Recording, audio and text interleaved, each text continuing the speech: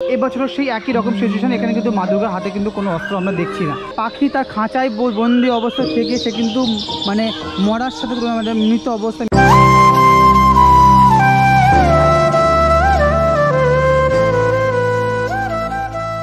পাখি রাখা আছে। প্রত্যেকটা খাঁচার মধ্যে একটা করে পাখি, বন্দি পাখি পাতা, এবং তাদেরকে আমরা যেভাবে খাঁচার মধ্যে যেটা করছি সবগুলো কিন্তু এই যে জিনিসগুলো ব্যবহার করা যায় এগুলো সবগুলো কিন্তু ইকো ফ্রেন্ডলি জিনিস। চারিদিকে প্রায় 8000 মাটির কলসি দিয়ে কিন্তু এদের প্রিপারেশন। এবার দুর্গাপুজোর কিন্তু মূল যে থিম, অর্থাৎ দুর্গাপুজোর মূল কাজ কিন্তু হয়েছে প্রায় 8000 হাঁড়ি ইউজ হয়েছে একটা খাঁচার মধ্যে একটা পাখিকে বন্দি করে রাখা।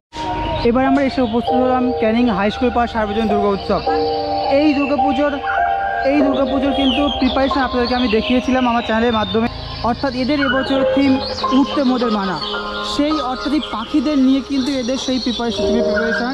অর্থাৎ প্যান্ডেলের চারিদিকে প্রায় 8000 মাটি কিন্তু এদের প্রিপারেশন। এবার দুর্গাপুজোর কিন্তু মূল যে থিম, অর্থাৎ দুর্গাপুজোর মূল কাজ কিন্তু হয়েছে প্রায় 8000 হাঁড়ি ইউজ হয়েছে। আপনারা দেখতেই পাচ্ছেন একদম ঢুকতে প্রথম থেকে। আর এই প্রত্যেক জায়গায় কিন্তু একটা করে হাঁড়ি আছে, এই পাশ সব জায়গায় একটা করে হাঁড়ি দিয়ে কিন্তু এদের দুর্গাপুজো এবার সাজিয়েছে। এবছর দুর্গাপুজোর এদের থিম হচ্ছে উঠতে মোদের মানা। সেই প্যান্ডেলের ভিতরটা আপনাকে দেখিয়েছিলাম। চলুন আমরা ভিতরে যাই, আপনাদেরকে দেখাই ক্যানিং হাই স্কুল পাড় সার্বজনীন দুর্গা উৎসব, যাদের এবছরের প্রতি বছর মতো নিত্য নতুন থিম তারা আমাদেরকে উপহার দেয়।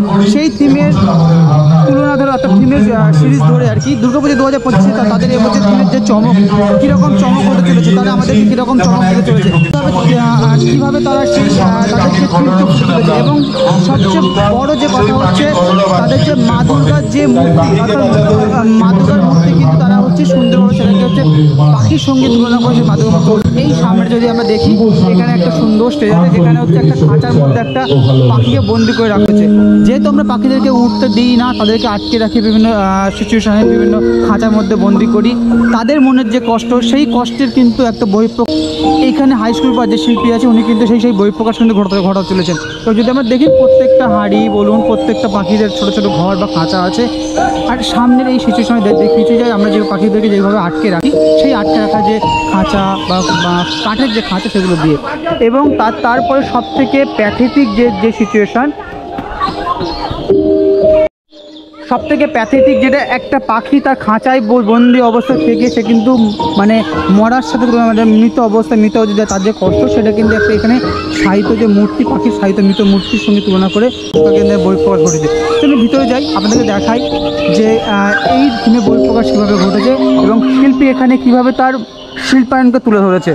ঠিক আছে, এর প্রত্যেকটা জায়গায় দেখি বিভিন্ন পাখির চোখ, বা আমরা যদি এই সিচুয়েশন দেখুন প্রত্যেকটা জায়গায় ছোটো ছোটো পাখি রাখা আছে। প্রত্যেকটা খাঁচার মধ্যে একটা করে পাখি, বন্দি পাখি, তাদেরকে আমরা যেভাবে খাঁচার মধ্যে পাখিগুলোকে বন্দি করে রাখি, সেই পাখিদের দুঃখ কষ্ট কিন্তু এখানে এই থিমের মাধ্যমে তুলে ধরা হয়েছে। কোথাও গিয়ে হয়তো কোনো পাখি হয়তো মারা গেছে খাঁচার মধ্যে বন্দি অবস্থায়, কোথায় পাখি মন খারাপ হয়ে বসে আছে, তার যে চিত্র কিন্তু এইখানে শিল্পীকে ধরে হচ্ছে। আর তার সঙ্গে হচ্ছে এর ভিতরে যে অ্যাম্বিয়েন্স যেটা করেছে দেখুন, তার সঙ্গে এর যে মিউজিকটা অপূর্ব দেখতে লাগছে। আর উপরের এই কিছুদিন আমরা দেখিয়েছিলাম তালপাতা এবং টোটাল যে প্যান্ডেল যেটা করেছে সবগুলো কিন্তু এই যে জিনিসগুলো ব্যবহার করা যায় এগুলো সবগুলো কিন্তু ইকো ফ্রেন্ডলি জিনিস। এই জিনিসগুলো কিন্তু পরিবেশের কোনো ক্ষতি করবে না। আর তার সঙ্গে মা দুর্গার এই যে অপরূপ মূর্তি, মা দুর্গার এই অপরূপ মূর্তি কিন্তু আরও সুন্দর দেখতে লাগছে। আর মায়ের একটা ডানা, প্রতি বছর আগের বছর দেখিয়েছিলাম এই প্যান্ডেলের হাতে কোনো আপনার হচ্ছে অস্ত্র ছিল না। এবছরও সেই একই রকম সিচুয়েশন। এখানে কিন্তু মা দুর্গার হাতে কিন্তু কোনো অস্ত্র আমরা দেখছি না। অর্থাৎ গত বছরের রেসকে টেনে ধরে প্যান্ডেলের মা দুর্গার মূর্তি তারা কিন্তু শান্তির বার্তা পৃথিবীকে দিচ্ছে। অর্থাৎ পৃথিবীকে শান্তির পথে হাঁটার কথা বার্তা কিন্তু হাই স্কুল বা সার্বজনীন দুর্গা উৎসব এবার আমাদেরকে দিচ্ছে।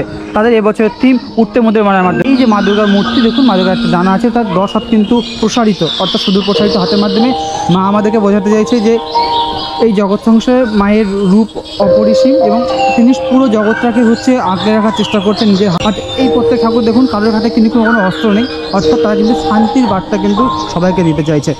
চলুন আপনাকে মা দুর্গার মূর্তি একটু কাছ থেকে দেখাই। যদি একদম কাছ থেকে আমরা মা দুর্গার মূর্তিটাকে দেখি,